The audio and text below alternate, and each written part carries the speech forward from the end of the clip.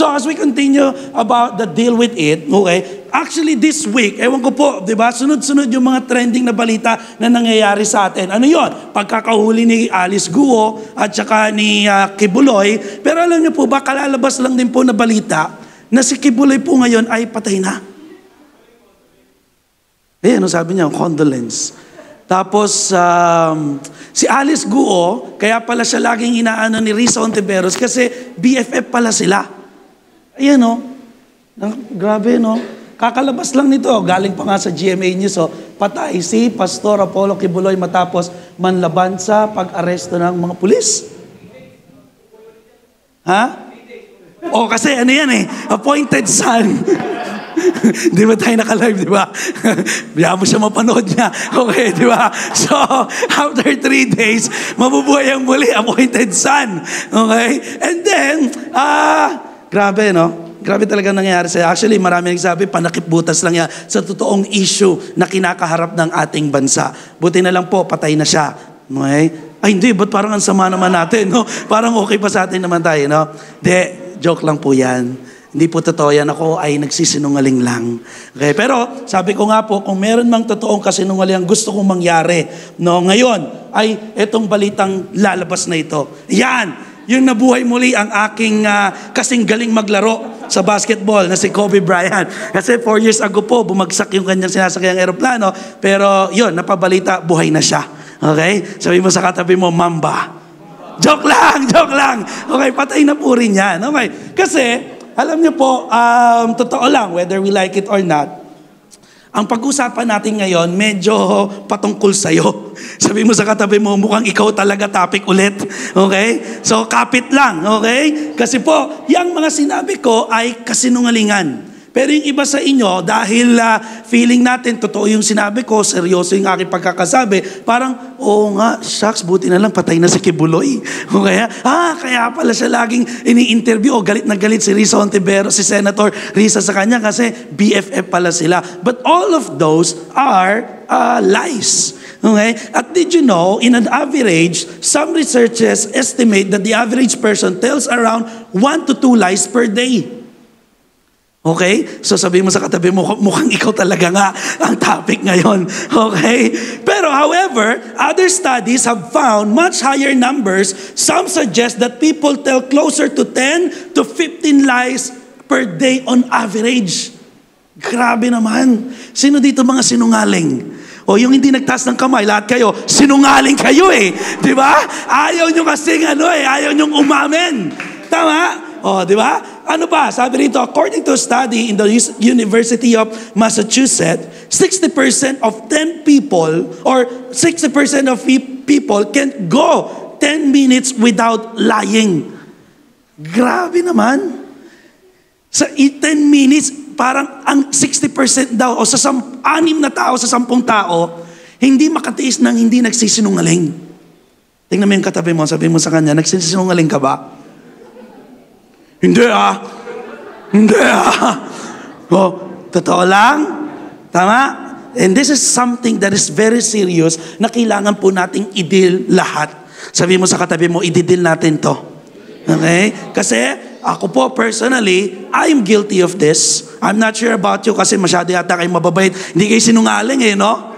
No, tingnan mo yung katabi mo, mahaba yung ilong Parang nagsisinungaling din no? Kasi totoo po, tayong Pilipino, base sa pag-aaral po ng survey last October 2022, fake news are the number 1 ngayon na problema, or 9 out of 10 na Filipinos agree na problema ng Pilipinas, ng bansa natin ngayon ay fake news.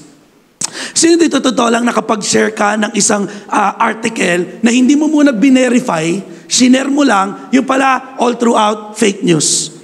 Meron ba ditong guilty? Or maaaring hindi mo shinare pero napaniwalaan mo. Lalo yung mga conspiracy. Diba? Maraming mga theory, conspiracy na merong dito sa bansa natin na minsan nabasa mo lang without really looking the facts of that story, pero naniwala ka.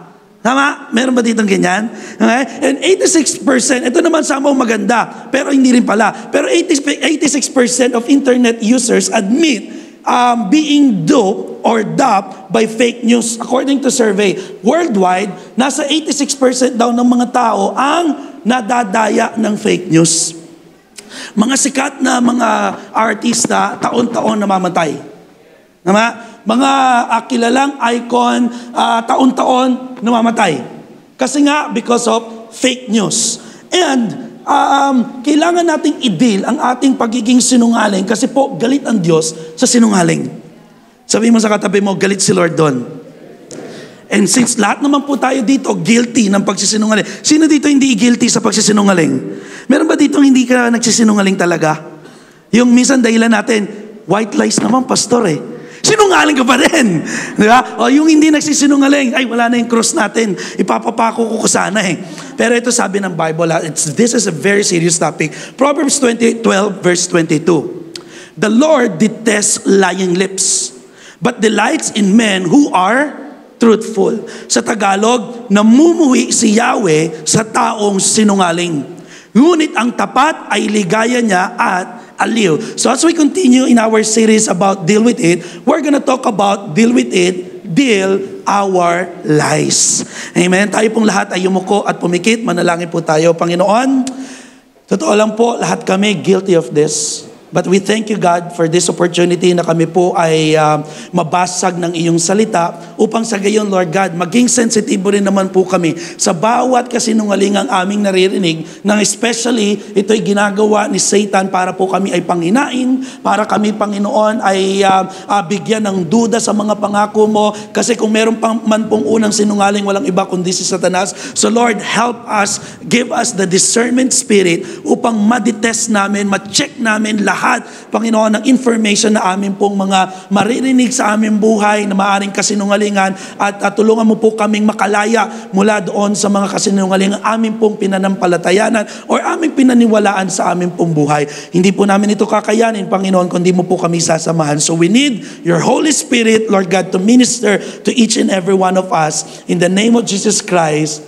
amen and amen. Palakpakan natin ang ating Panginoon. Sige po, tayo pong lahat ay makakaupo. Okay? So, like what we've talked about, we're gonna talk about ngayon isang mabigat na topic na I'm sure lahat po tayo ay guilty about lies. Okay? About pagsisinungaling. Okay? Ulitin ko po, sino dito yung talagang kahit born again na, pero dumarating yung time na, shucks, nakakapagsinungaling tayo.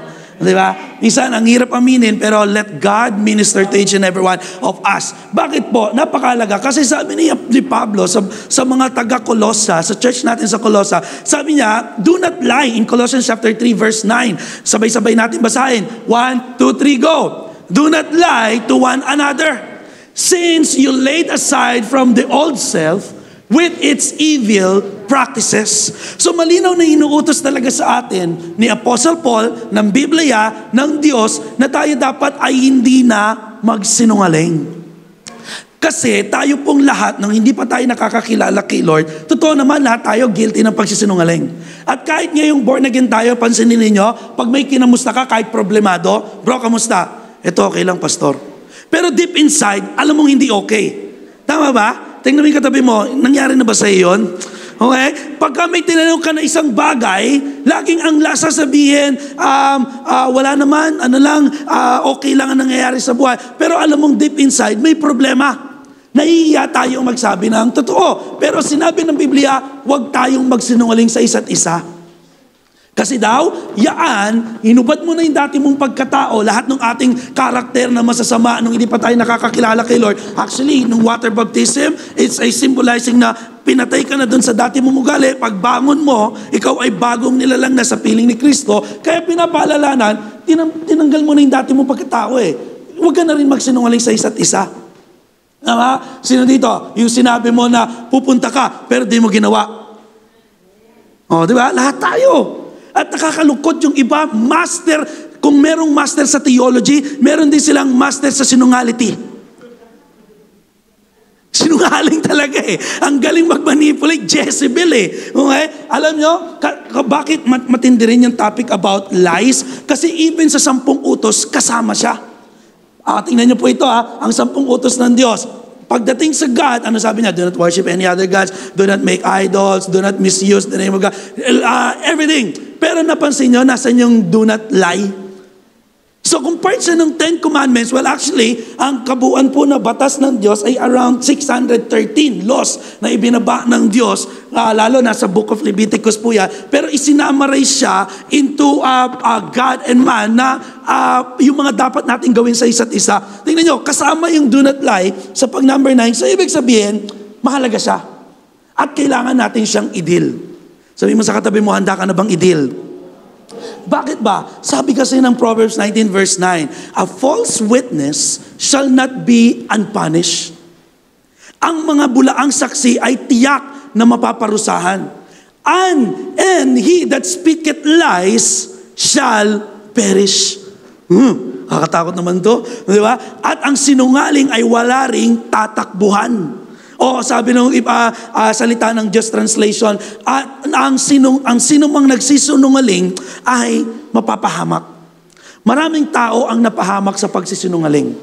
Literal na nangyayari. Maraming broken family ang nasira because of lies. Maraming tao ang natanggal sa trabaho because of lies. Maraming negosyo ang nalugi dahil sa pandaraya or kasinungalingan. At minsan ganun nga, nangangako ako. Hindi talaga ako nagsisinungaling. Lalo yung mga, ngayon, yung nangyayari ngayon sa napapanood natin sa dealing ng mga senador, sa mga nauhuli. Di ba? Tataas pa yan ng kamay. I swear the truth and nothing but the truth. Pero deep inside, yan, nakaganyan din kamay niyan. Huwag sanang mahuli. Sana hindi magaling yung attorney.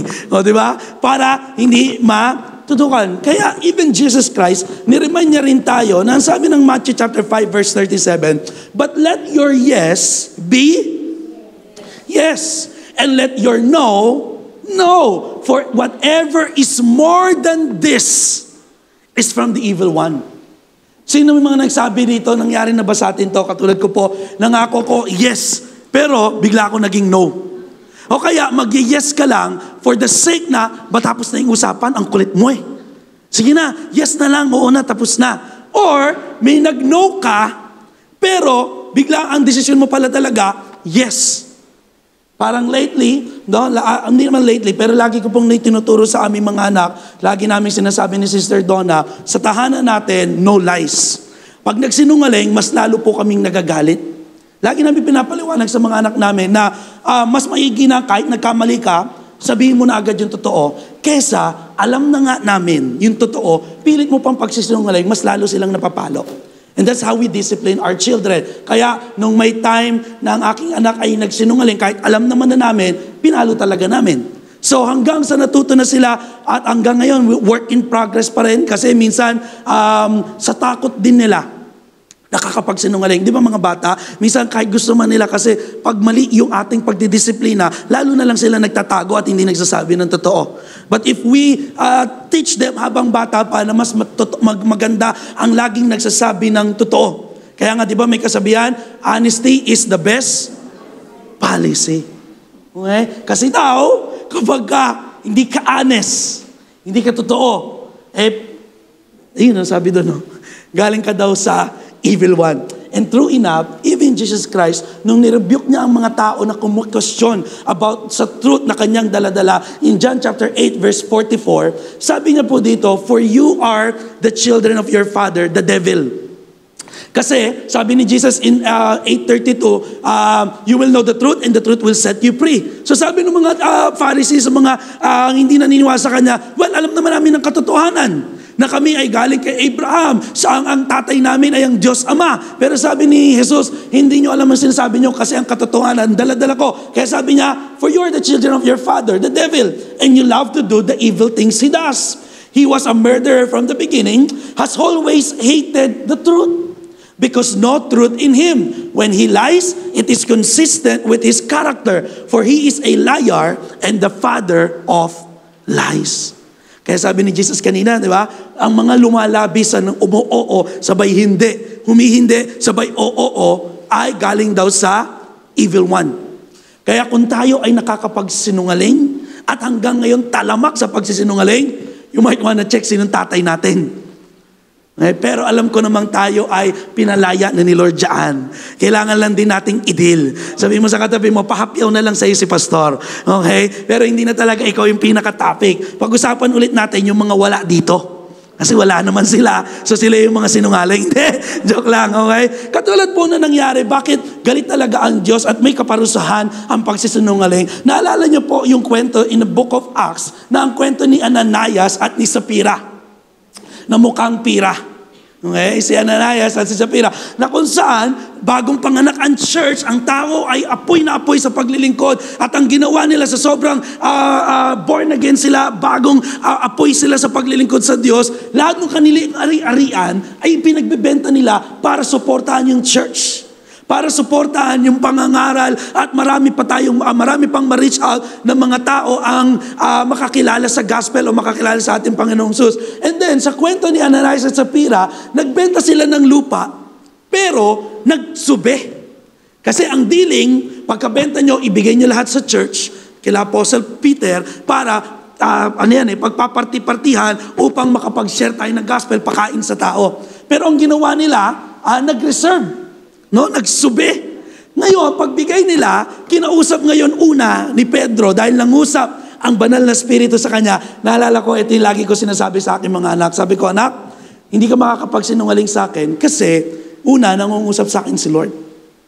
Nung una, parang hindi pa siya naniniwala, lalo yung panganay ko. No? Pero nung nakakita niyang alam ko bawat step na ginawa niya, no, naniwala na siya. Kaya sabi ko, ba't hindi ka dapat magsinungaling? Kasi po, nangungusap sa inyo si Lord. Nadi-discern eh. Totoo naman, minsan, di ba, may kasabihan, ang isda, nahuhuli sa bibig. Kaya yung mga madadaldal, madalas yan na sinungaling eh. Nahuhuli mo yan. Kasasabi lang nito Tapos ngayon, maya-maya, iba na naman ang kwento niya. Okay, so, anyway, nangusap ang Diyos kay Peter na i-deal itong mag-asawa. Ngayon, sabi ni Peter, Ananias, hindi mo ba naisip na ang niloloko mo ay hindi tao, kundi ang Diyos? Actually, the Holy Spirit, yung din niloloko mo na nagsubi ka. Kaya, ngayon din, ano pong nangyari? Pakipindot. Nung mismong gabi na yon, hindi siya na-slain dyan. Baka inisip nyo, hinawakan ni Pedro. Hindi. Dahil sa pagsisinungaling, namatay. Imagine.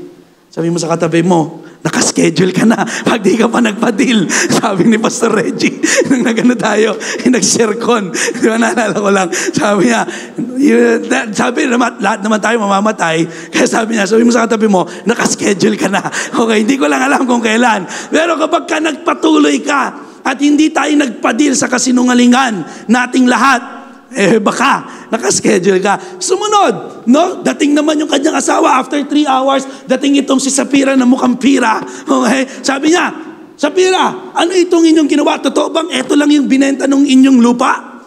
Pero alam nung asawa niyang si Sapphira, may sinabi sila. Anong ginawa ni Sapphira? Oo, yan lang yun. Peter, yan lang po talaga yun. Di ba may mga taong ganyan? Ang galing mang bluff. Yung sasabihin na, sige, magkamatayan na. Sino nagsasabi sa atin ng totoo? Minsan kasunduan pa nga, lalo yung mga tago-relationship, walang aamin hanggang mamatay. Doon na tayo umamin kay Pedro habang inihimas yung kanyang manok. Di ba? Minsan tao ganyan, ang pamblock natin, sige, ano yung mga kasabihan natin, yung mamatay man, di ba? Pex man, mamatay man. Ano nga yun? Kanta na yan? Yung mga tatay yan, yung mga nakakalaman, di ba? Minsan, ang galing nating mambluff na ay kala natin, madadaya natin ang Diyos. Totoo lang? Oo, madaya mo na kami. Pero ang Diyos, God cannot be mocked. Hindi kailanman papadaya ang Diyos. Kaya, ang paglapit ni Sapphira, hindi niya sinabi yung totoo, nang-block pa siya, sabi ni Pedro, yung bangkay na nakita mo doon sa labas, susunod ka na. And then, namatay. And parehas sila ngayong namatay. Sabi mo sa katabi mo, we have to deal with this. Now, I know, sasabihin natin, ako man, nadamay din po ako dito. Ako, pinapangaralan ko rin sarili ko. Pastor, white lies naman yon. Pastor, minsan nakakapagsinungaling ako for the sake na wag masira yung relationship ng dalawa. Na totoo lang, sinabihan niya ako ng masama laban dun sa isa, pero hindi ko masabi, ganyan. But then again, nandyan ang Holy Spirit para i-guide tayo sa bawat sasabihin natin. Marami, sabi ko nga po, nasirang pagkakaibigan, nasirang pamilya because of lies. Kaya napakahalaga, bago pa dumating sa atin ang katulad ng sinapit ni Ananias at Sapphira, we have to deal with our lies. Amen? Seryosong usapan pagdating sa kasinungalingan, kaya po might as well, let's have to deal with it. At kapag alam niyo po, may epekto ito sa atin. Kapag lagi tayong nagpatuloy sa kasinungalingan, tayo mismo, sabi nga ni Daddy, ang pinaka nakakatakot or pinaka-deceive ng tao ay yung siya mismo naniniwala sa sarili niyang kasinungalingan. At may mga taong ganon. Magpa-play victim kahit sila naman talaga yung suspect at paniniwalaan nila yung ako'y biktima lang. Kaya ako nagawa yung bagay na yan kasi biktima lang ako, na-deceive sa kanyang sariling kasinungalingan. May mga tao kayong kilalang ganyan. Yung tipong alam mo naman yung totoo, pero pilit nilang ipagtatago. Why? Because of being afraid na makitang siya ay failure. At minsan, katulad na sinabi ng 2 Timothy chapter 3 verse 3 to 4, at ito yung nangyayari sa atin ngayon sa generation. Sapagkat darating ang panahon, hindi na sila makikinig sa wastong katuruan o sa katotohanang katuruan. Sa halip, susundin nila ang kanilang hilig. Maghahanap sila ng mga tagapagturo na walang ituturo kundi ang ibig lamang nilang marinig. Kaya napansin nyo sa church, pag hindi mo trip yung preaching ni pastor, lipat. Kapag ka ikaw diniretsa ni pastor, tampo. Alis. Pagka ikaw ay feeling mo ikaw laging pinatatamaan, hanap ka ng church na kung saan feeling mo ang lambing-lambing ng kanilang salita doon. English pa. Kaya kahit ikaw naman yung pinariringgan ng foreigner na yon, hindi mo maunawaan kasi English eh. Feeling mo parang ang sarap-sarap sa tengang pakinggan. Pero totoo, pinapadil din sa atin ng holiness. Hindi na sila nakikinig or makikinig sa katotohanan. Sa halip ay ibabaling nila ang kanilang pansin sa mga kathang isip. Kaya ngayon nakakalungkot, ultimo mga kapart natin sa body of Christ, katang isip na ang itinuturo. Na yung prutas. Anong tawag sa prutas na yon? Ay isang, magkakatang isip lang ako, pero joke-joke lang natin to ha. Yung prutas, ginawa niyang lemon nyo. Kaya kung ano-ano katang isip ang pinag-isip. Ngayon, yung mga hindi totoong nakakaunawa sa katotohanan, oo nga, lemon nyo nga yun. Kaya pala parang demonyo. So, kailangan lagi tayo maging mapagpantay sa katotohanan. Kasi ulitin ko po, pag tayo mismo, hindi natin dinil ang katotohanan at patuloy tayo sa kasinungalingan, it will affect even our faith in God. At anong mga nagiging bunga? Kasi sabi na ng Jeremiah 7:8, but look, you are now trusting deceptive words that are worthless. Minsan, mas pinaniniwalaan mo na yung mahina ka, wala kang pag-asa. Mas pinaniniwalaan mo na pangit mo. Mas pinaniniwalaan mo na ang itim mo. Diba? Yung mga negative na narinig mo, na sabi sa'yo, mas yun na lagi mo pinaniniwala kesa sa sinabi ng Diyos patungkol sa'yo. Na, wala na talaga. Hanggang dito na lang yung pagsasama namin. Yung anak ko talaga, lalaki na yan. Maghahanda na ako ng pampiyansa sa anak ko na yan. Narinig niyo na yung mga ganyan salita. Bakit? Mas nanaig na sa atin yung kasinungalingang binibigay ni Satanas kesa sa katotohanang dala-dala ng salita ng Diyos. Kaya ulit, sabihin mo sa katabi mo, basa-basa ng salita ng Diyos. At kapag nagpatuloy tayo sa kasinungalingan, maging sa mga itinatanim sa atin ng kaaway na kasinungaling about our character, about our value, na minsan ang value mo hindi na nakadepende sa Diyos. Ang value mo na, lagi nakadepende, kailangan may pera tayo, mayaman tayo, para masabing meron tayo talaga sa buhay. Kasinungalingan lahat yun. At kapag hindi tayo nag-deal sa ating mga kasinungalingan, tayo mismo ang unang bunga, nagda-doubt na tayo sa salita ng Diyos.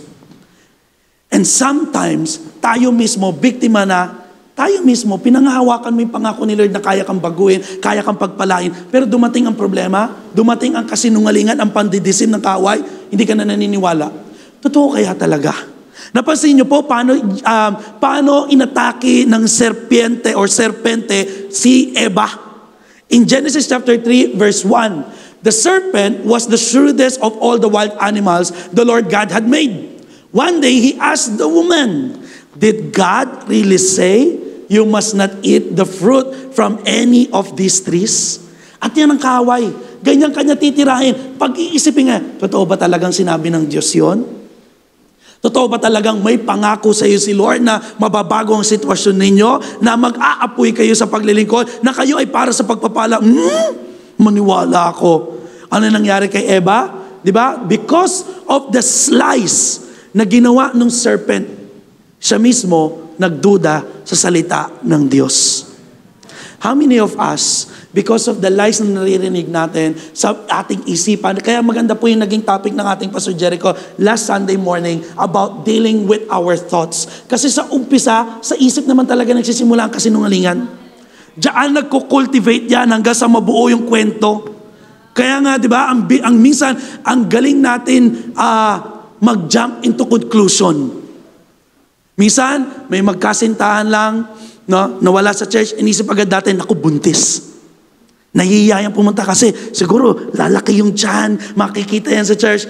Tayo mismo, nagiging biktima ng pagiging jumping into conclusion. Kaya napakalaga lagi po natin babantayan ang ating isipan. How? Through His Word.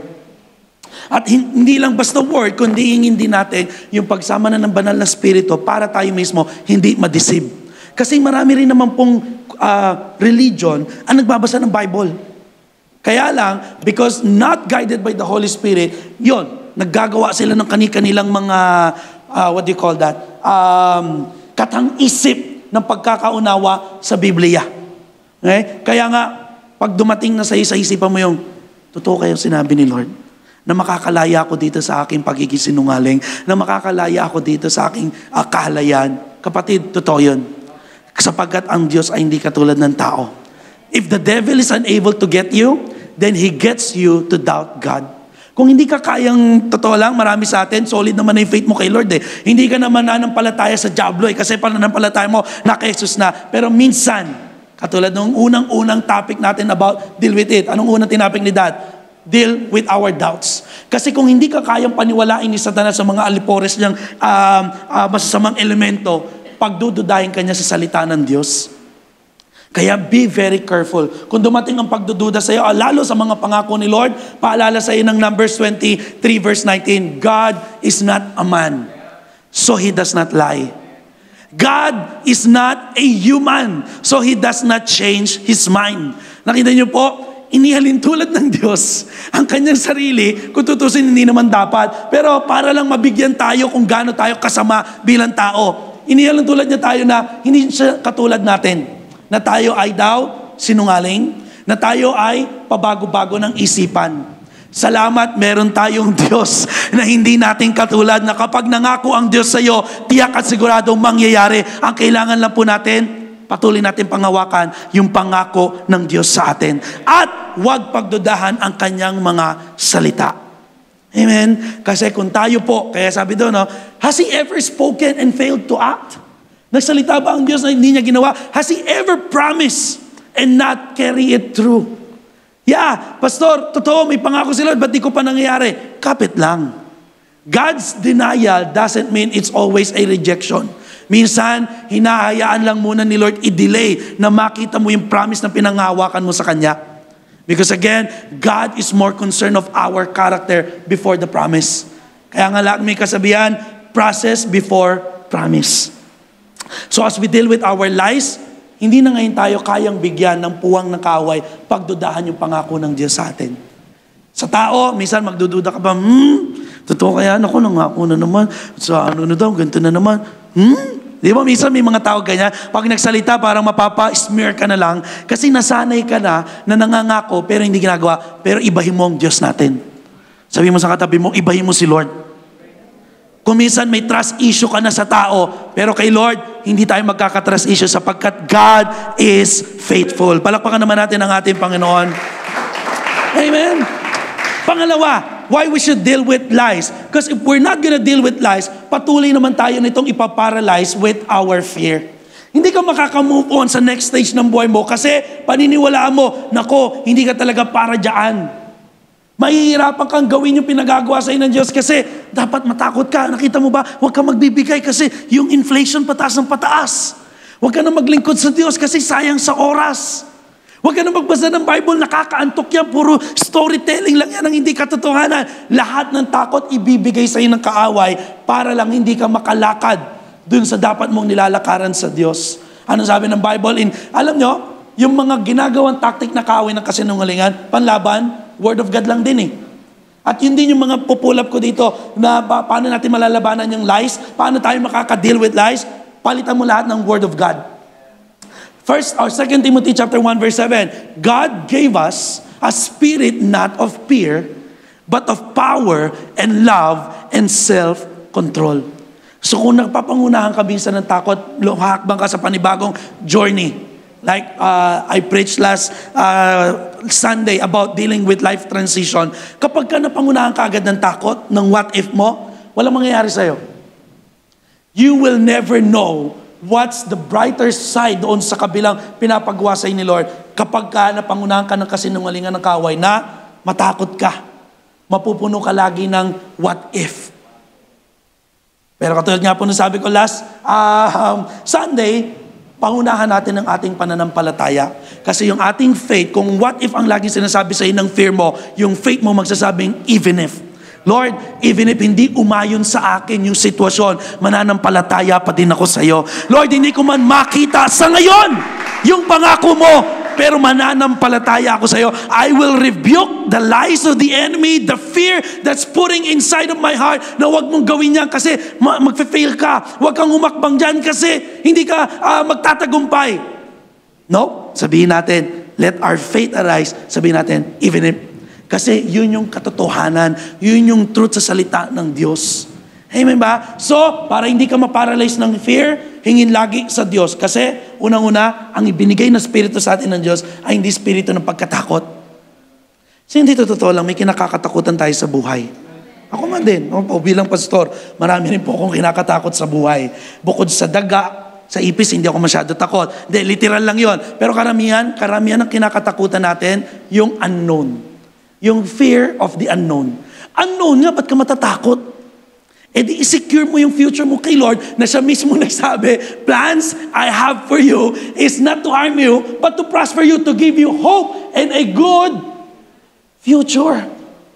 E minsan natatakot ka sa unknown, sa ano mangyayari bukas. E sinabi na ng Diyos alam niya ang mangyayari para sa atin sa kinabukasan.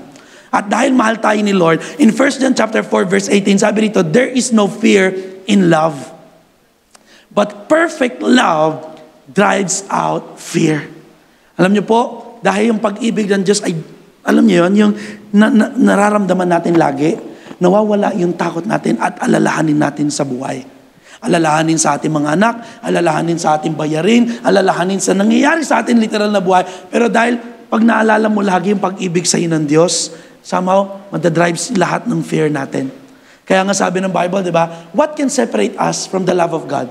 Tribulation ba? Paghihirap ba? Kagutuman ba? Sakit karamdaman? At even kamatayan. Hindi kaya tayong mawala dun sa pag-ibig na merong ibinigay sa atin ng Diyos. Grabe tayong kamahal ni Lord. Sabihin mo sa katabi mo, grabe kang kamahal ng Diyos. Kaya kung darating yung kasinungalingan sa iyo, wala na nagmamahal sa iyo. Sasabihin sa ni Satanas, hindi ka talaga mahal ng Diyos. Kita mo, kung mahal ka ng Diyos, ba't ganyan sitwasyon mo ngayon? I-rebuke mo agad. Sabi mo, mahal ako ng Diyos. At wala kang kayang gawin para hindi ka mahalin ng Diyos. Kasi yun siya God is love. Ang katotohanan, sabi ng Romans chapter 5 verse 8, sa kabila ng tayo po ay makakasalanan pa, minahal ka na ni Lord. Kaya wala kang kayang gawin para hindi ka mahalin ng Diyos. In fact, kung nararamdaman mong mahal ka ng Diyos o hindi, mahal ka talaga niya. At minsan, sa tingin natin, hindi tayo worth it ang pag-ibig ni Lord kasi may nagagawa tayong bagay na alam natin hindi natin ginagawa. Pero ang totoo, mahal ka talaga niya. There's nothing you can do para hindi ka mamahal ng Diyos. Kaya, kung pumapasok sa iyo ang mga pambubulong ng kaaway, hindi ka nila mahal. Hindi ka mahal ng Diyos. Kasi ganito, ganyan. Walang kwenta ang buhay mo, i-rebuke mo agad. Kasi ang totoo, mahal tayo ng Diyos. And because God loves us so much, it drives out every fear na pinagdadaanan natin. Amen? Pangatlong bagay po na kailangan nating maidil ang ating kasinungalingan kasi kapag ka na umunguna sa atin ang kasinungalingan, nasa silence tayo ngayon from sharing the gospel. Totoo lang, question mga kapatid, let's be honest. When was the last time you shared the gospel of God? Hindi tayo makapag-share. You know why? Kasi ang iniisip natin kasinungalingan, ang pag-share ng gospel, si pastor lang yan. Yung mga J-group lang yan sa church, yung mga J-group leader, trabaho nila yan, tayo hindi. Well, in fact, ang katotohanan, lahat tayo inutusan ng Biblia, ng Diyos, to go and make disciples. But sometimes, because we are not dealing the lies na nasa isipan natin, hindi tayo makapag-share. Anong dahilan natin? Pastor, pasensya na, masyado nang busy. Pastor, ayokong i-share kasi gusto ko talaga siya makita sa impyerno eh. Ba't kalawa kayo? Di ba? Parang ang dating, gusto mo siya makita sa impyerno, ibig sabihin mapunta ka ng impyerno, ibig sabihin sa galit mo sa tao. Ayaw mo siyang sharean. Kasi ano ba naman, Pastor? Makikita ko po yan sa langit eh. Iyaan mo na siya doon. Kasi nungalingan.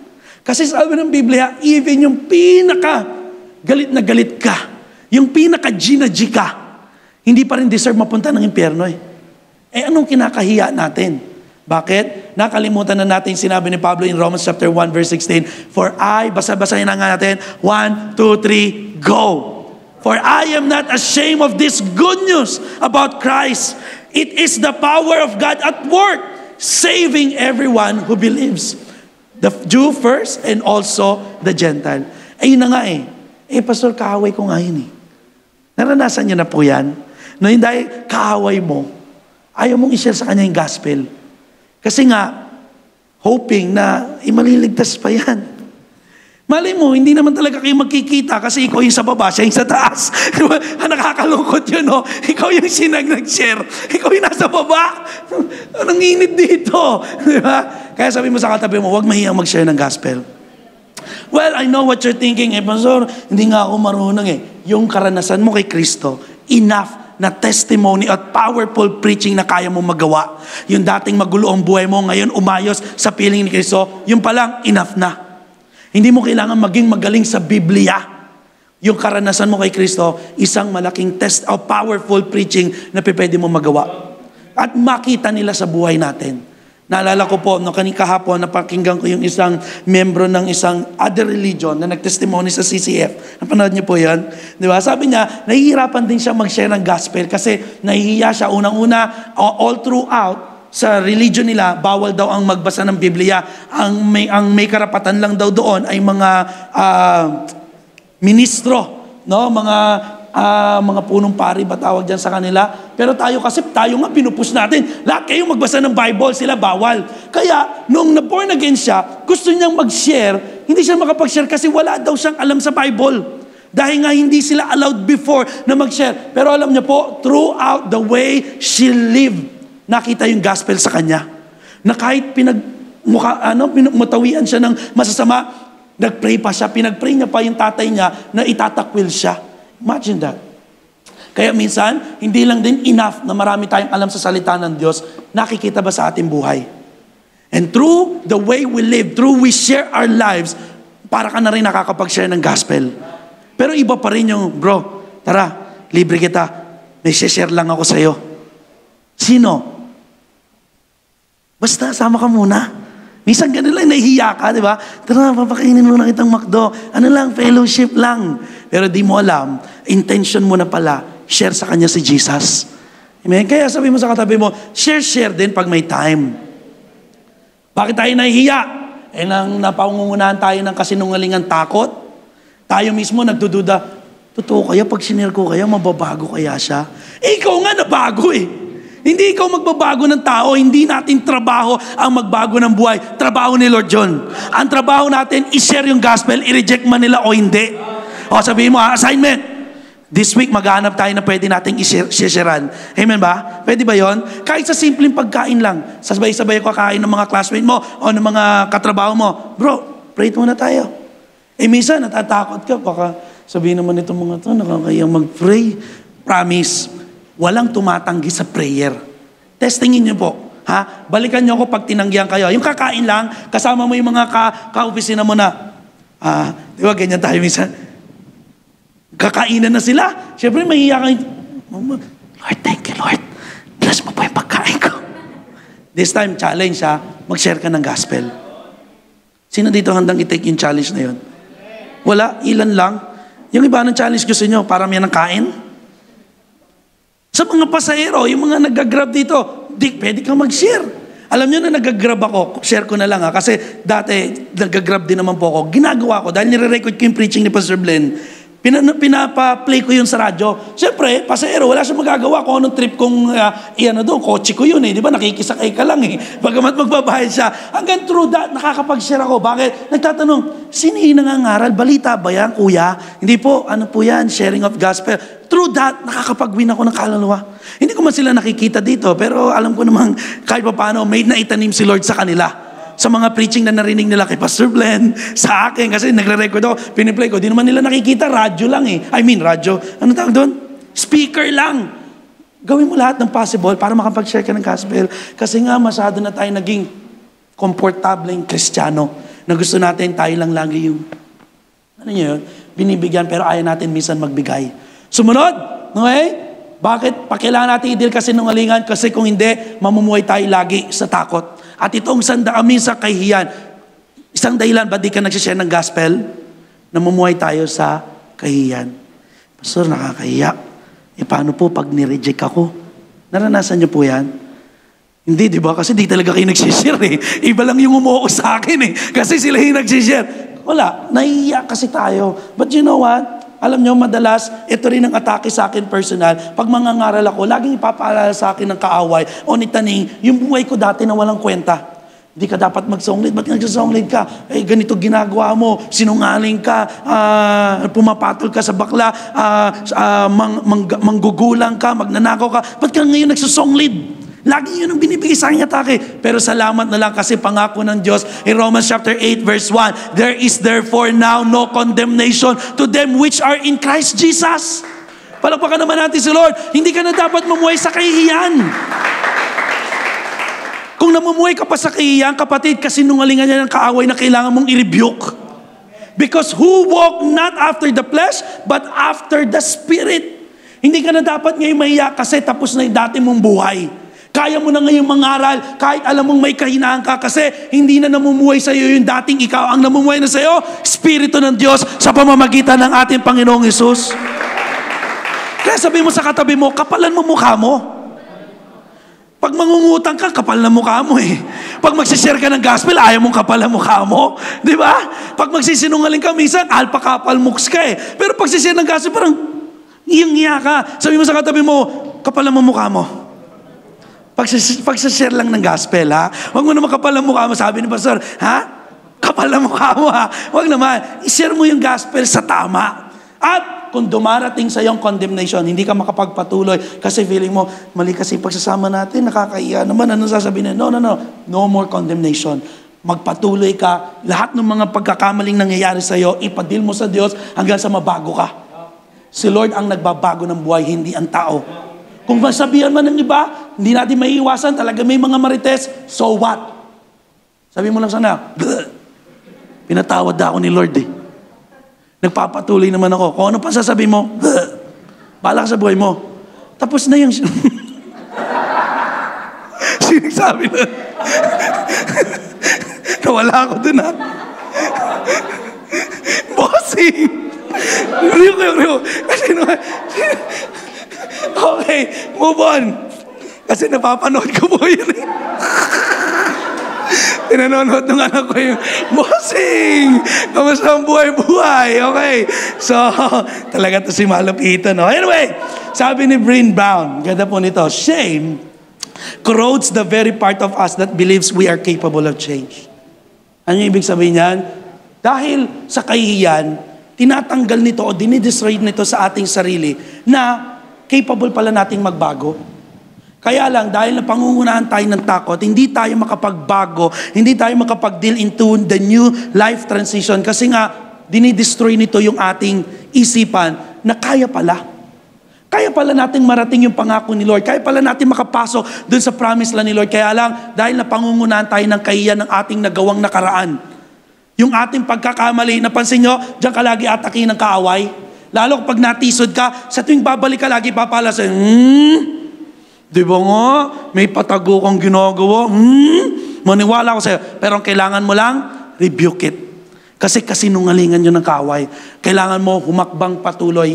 Laging gagamisan, ahayaan ni Lord na yung mga taong dapat nagpapalakas sa'yo. Minsan sila pa yung gagamitin ng Diyos para parang lalo kang mahiya. Pero hindi, ang kailangan mo magpatuloy sa Diyos.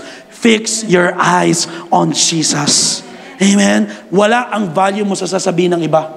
Sapagkat ang unang-una, ang Diyos ang nag-create sa'yo. Therefore, si Lord lamang ang makakapagbigay sa'yo ng totoong value mo. At kaya mong magbago. Tama na yung kahiyan sa nakaraan. Tama na yung pagtingin mo lagi sa kasalanan mo, sa mga pagkukulang mo. No. It's time to move on. Sabi mo sa katabi mo, deal with it. Kaya, no more shame, just praise. Ganda po nung sinabi na Isaiah 54 verse 4. Tingnan niyo po ito Fear not, you will no longer live in shame. Don't be afraid. There is no more disgrace for you. You will no longer remember the shame of your youth. Kasi dito nung kabataan mo, ang dami mo talagang ginagawang kalokohan na nakakayang aminin. O minsan, hanggang ngayon, may ginagawa kang, hindi mo masabi sa pastor mo, hindi mo masabi sa ka-churchmate mo kasi parang nakakahiya. Pero ganun pa man, sabi ng Bible, huwag ka na matakot. Okay? Tapos na yung kahiyan mo, hindi ka na mamumuhay ayon sa pagkakamali, ayon sa kahinaan mo. Huwag kang matakot, wala nang disgrace sa'yo. At hindi na maaalala yung kahihiyang pinaggagawa nating kalokohan nung nakaraan. Okay? Bakit? Kasi may bago na tayong pagkatao kay Kristo. Therefore, there is now no condemnation of those who are in Christ Jesus. Palakpakan naman natin si Lord. Grabe naman si Lord. Sa Tagalog kasi parang masarap basahin sa Tagalog Meron akong notes dito Huwag kang matakot o panghinaan man ng loob sapagkat hindi ka na mapapahiya. Kung sa tao napapahiya ka lagi, kung sa tao lagi kang pinagchichismisan, pero sa Diyos, you will no longer live in shame. Hindi ka na mapapahiya sa Diyos. Malilimot mo na ang kahiyang dinanas mo noong iyong kabataan. Nung kabataan ko po, ang dami ko rin kalokohan pinagagawa. Salamat na lang talaga sa grace ni Lord. Kaya po tayo nakakapangaral. At pag dumarating yung time, minsan natatakot din ako minsan mag-share kapag, lalo yung sa pamilya ko po. Nung unang nag-share ako, grabe akong inatake kasi nga, kilala nila ako Tapos mag-share ka. Pero salamat na lang dahil nandyan ang biyaya ni Lord, pinatunayan ng Diyos na totoo siya. Kaya yung ating mga kapamilya, ang dali nang i-share ng gospel. Kaya sabi mo sa katabi mo, no longer shame, but just praise. Amen? And last, na kasinungalingan, madalas ating pinaniniwalaan na kailangan nating i-deal, yung the word isolation. Ayan. Sabi ko nga po, the greatest trick of the enemy in our generation ngayon is to isolate you. Laging iparamdam sa yung nag-iisa ka. Sabi mo sa katabi mo, may kasama ka. Sa panahon, you felt na wala na nakakaunawa sa'yo. Kahit nasa church yan. Minsan nasa church yan, pero yan, katulad niya, feeling niya, may katabi naman siya, pero feeling niya, wala nakakaunawa sa akin. Ako lang to. Kapatid, I'm telling you, hindi ka nag-iisa. At ayaw ng Diyos na nag-iisa ka. Sabi ng Genesis chapter 2 verse 18, the Lord God said, it is not good for the man to be alone. I will make a helper suitable for him. Alam niyo po, sabi ng Bible, ng creation ng Diyos, di ba? Day 1, nilikha ang langit, ang liwanag, it was good. Hanggang day 6, lahat ng sinabi ni Lord sa creation niya, it was all good. It was very good sa ibang translation. Pero pagdating sa pagiging isa ng lalaki, dahil nag-iisa siya, dito lang sinabi ng Diyos in Genesis na it is not good for a man. So, hindi po talaga maigi at mabuting mag-isa ka.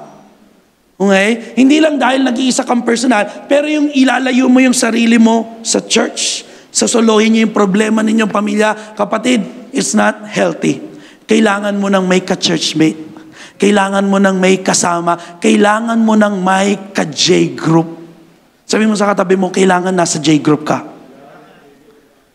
Kahit sabihin mong kadikit mo si Lord, pero kung ikaw lang mag-isa, mapanghihinaan ka. At sa mga naghahanap naman ng kanilang magiging future husband and wife, meron ba din mga single, di ba? Ang hanapin mo daw, suitable. Huwag mong hanapin yung ka-compatible mo. Minsan dyan tayo nauhulog Uy, mahilig siya mag-Netflix. Ako din, siguro compatible kami. O di ba? Pag naging kayo, Doon mo makikita, shucks, dami nating di pala pagkakaunawaan. Kaya huwag mong hanapin ang compatible. Ang hanapin mo mga kabataan naghahanap ng kanilang future wife or future husband, ang hanapin mo yung suitable na para sa'yo. Kasi ang suitable, yung kahinaan mo, kalakasan niya. Yung kalakasan mo, kahinaan niya, kaya magiging suitable kayo sa isa't isa. Shoot kayo sa isa't isa. Di ba? Suitable. Pero pag ginanap mo ka-compatible, problema. Tingnan nyo, marami naghiwalay kahit nga born again na eh. Naghihiwalay pa. Bakit? Ang hinahanap, compatibility. Ay, mahilig siya sa basketball. Ako rin mahilig. Ay, siya ganito, ganyan. Mahilig siya sa pagkain ganito. Huwag mo hanapin yun. Ang hanapin mo, suitable ba siya para sa akin? Yung kahinaan ko ba, magiging katuwang ko siya? O siya mismo ang hahanap ng kahinaan ko para lalo kong i-down? At may mga mag-asawang ganyan. Naghanapan ng butas sa isa't isa. Hiwalay. So instead maghanapan, ang hanapin ninyo yung suitable para sa inyo. Gayon din naman, sa mga naghahanap din ng kabibilangang mga J-group, ang hanapin mo rin, suitable sa'yo. Huwag ka lang ba sa hanap maging compatible ko sila, mahilig ka sila sa basketball, okay ako dyan. Eh paano pag walang basketball, di ka na atin ng J-group? Ang gusto nila yung kainan. Paano pag walang kainan, di ka na atin ng J-group? At may mga ganyan. Naalala ko yung isa nating kapatid, as I end, no? Nag-invite. Lilibre ko kayo. Kakain tayo sa... Nandito? Sa Chades. Bandami. 12 agad yung pinakain niya. Kaya parang may pride pa. Sabi niya, isang J-group ko lang, 12 agad. Nabuo ko. Kasi pinakain niya eh. Tapos nung kumain ng mga antitigas sa mukha, nag-extra rice pa. Tapos ang in-order daw yung pinakamahal, lechon silog. Nung next week, in-invite, J-group tayo dito sa church, walang kainan. Hindi isa, walang pumunta. Kaya parang mabaliw-baliw yata siya. Bakit? Compatibility lang lagi hinahanap. Ang hanapin natin sa ating paglilingkod, yung kasuitable natin. Ecclesiastes chapter 3, sabi po dito, 2 people or 4, Ecclesiastes chapter 4 verse 9 to 10, are better than one. For they can help each other succeed. If one person falls, the other can reach out and help. But someone who falls alone is in real trouble. Totoo lang, sa buhay, pag nagkamali ka, nahulog ka, natisod ka, kung wala kang ka-J-group, kung wala kang kasama sa church, sino tutulong sa'yo paangat? Ang mangyayari sa'yo, hahanap ka na lang ng ibang church na pwede kang maging compatible doon. Hindi ulit suitable.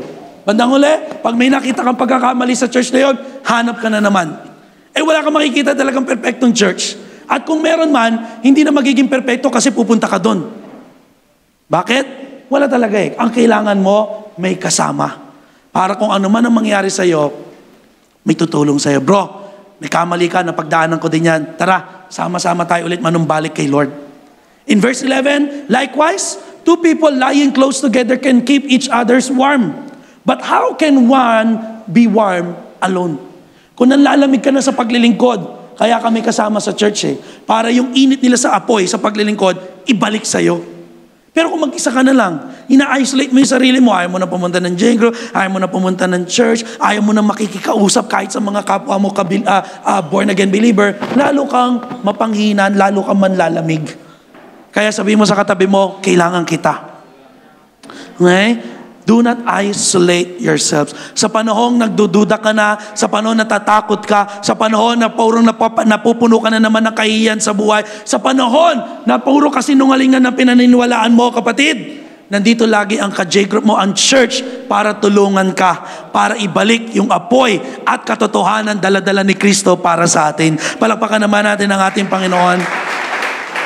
Kaya po kagabi, kami po as couples, nag-house visitation po tayo sa ating mga ka-churchmate na hindi na nakaka-attend ng church. And alam nyo, true enough, nung kami po ay umikot, ang naging testimony nila na nanghihina, nawawalan kasi feeling nila isolated sila.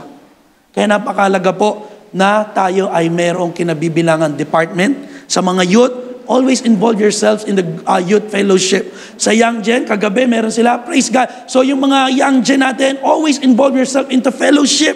Sa Blazing Achievers, mga young professionals, always whatever department you are, or maaring hindi mo alam, bawat department po natin, or bawat department po natin, may mga age gap. Okay? From 12 to 16, be part of the youth invaders. From 17 to 21, be part of the young generation. For single people na 21 and above, be part of the Blazing Achievers. Sa mga couples naman, katulad po namin, mga bata pa na may mga anak na wala pang teenager, be part of couples. Kasi through that, nagkakaroon tayo ng palakasan. Kasi katulad kagabi, may binisita kami, yung struggle nila, pinagdadaanan ng bawat couples na nag-aaway, halos gusto na maghiwalay. Kaya dahil may kinabibilungan silang, kapares natin sila, couples. Kaya, napapalakas. Ganun din naman ang mga men's and women's, mga tatay at nanay natin. Patuloy nyo pong i-gather lahat ng ating mga katatayan kasi two are better than one. Pag nanlamig yung isa, may magpapainit muli sa'yo. Kaya salamat po sa ating mga core na nagkasama natin kagabi. Alam niyo po, anong oras na rin kami umuwi. Tapos ang aga pa natin ngayon. Salamat sa kalakasan galing kay Lord. Anong purpose? To win back all the couples na maaring nanlamig. Palakpakan naman natin si Lord. Kasi nga po ang challenge ko, ang totoo, kailangan maprotekta ng bawat couples ng church. Bakit po? Ang atake rin ng kaaway nasa pamilya. Maghanap po kayo, mag-research kayo. Bakit may mga kabataang pumapasok sa premarital sex? Bakit may mga addict? Bakit may mga hold-upper, snatcher? Bakit may mga masasamang loob na mga bata pa gumagawa na ng mali? Ang unang tingnan mo, lagi ang sabi nila, pamilya. At lahat produkto ng broken family. Kaya po sa mga couples natin dyan, meron po tayong ignited couples na nandito para po tayo ay mag-gather, sama-sama po tayo magpalakasan, and let's have a foundation. Unang iba kundi ang ating Panginoong Sus. Kaya naman on October 12, pangunahan ko na, may poster na kami pero wala pa yung media, magkakaroon po ang lahat ng mga mag-aasawa ng badminton fellowship. Yung mga mag-aasawa dyan, magkakaroon October 12, that is Saturday, and invite po namin kayo, magkakaroon tayo ng sports bonding fellowship. Maghahampasan tayo ng raketa. Hindi, laro. Tawag dyan yung badminton. Okay, October 12, so yung mga mag-asawa, ganda pong bonding yan. Tara, sama-sama lang, palakasan tayo lagi kay Lord. Amen? Because Ecclesiastes chapter 4, verse 12, para mawala sa atin yung isolation. Though one may be overpowered, two can defend themselves. A cord of three stands not easily broken. Kaya napakalaga po, belong tayo sa church at wag i-isolate. Kasi napakaraming fake news na pwedeng ibigay sa atin ng kaaway. At anong panlaban natin sa fake news? Paano natin yung fire extinguisher at mawala lahat ng kasinungalingan sa atin ng kaaway? Walang iba po kundi ang salita ng Diyos. Magbasa ng Bible. Sabi mo sa katabi mo, magbasa ng Bible. Salamat nga, hindi tayo katulad ng ibang religion na bawal magbasa ang miyembro. Tayo, lagi natin pinupush, lahat tayo magbasa ng salita ng Diyos. Sapagkat ang salita ng Diyos, for the Word of God is alive and active, sharper than any edged or double-edged sword. It penetrates even to dividing soul and spirit, joints and marrows. It judges the thoughts and attitudes of the heart. Ganyan ka ba kapangyarihan ng salita ng Diyos? Lost ka ba? Punong-puno ba ng kasinungaling paniniwala mo? Basahin mo yung salita ni Lord, and the truth will set you free. So from the fake news, from the lies, let's change it to the good news of the gospel.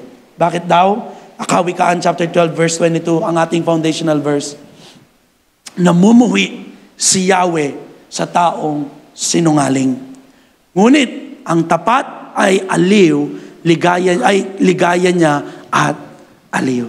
So, let's deal with our lies. Amen? Palakpakan natin muli ang salita ng ating Panginoon. Tayo pong lahat ay tumayo. And let us go and internalize and realize the Word of God this morning. I may not know about you, kung gaano karaming kasinungalingan ng ating sinasabi. But God is here to redeem us.